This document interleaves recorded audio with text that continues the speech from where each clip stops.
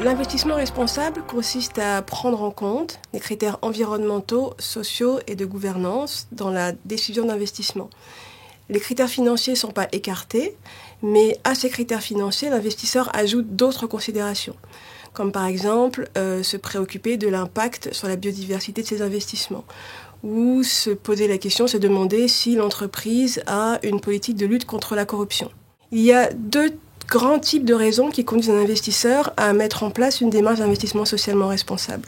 La première catégorie est que l'investisseur considère que les risques, les critères environnementaux, sociaux et de gouvernance, qu'on appelle aussi critères extra-financiers, peuvent avoir un impact sur la rentabilité de ses investissements. Donc si je prends un exemple, je suis un investisseur, je veux investir dans une entreprise du secteur minier. L'entreprise minière en question a un projet d'exploitation d'or dans un nouveau territoire.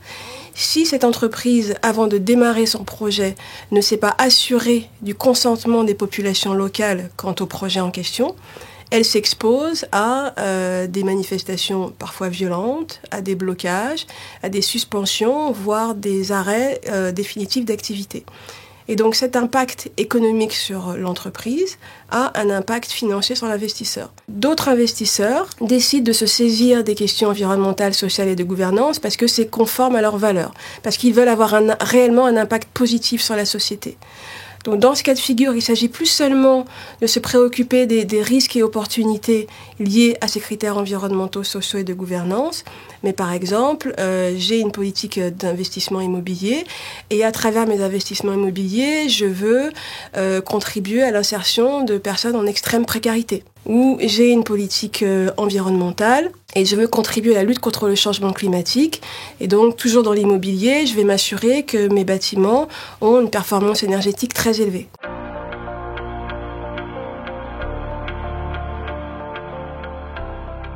Les investisseurs sont de nature différente. Il y a différents types d'acteurs.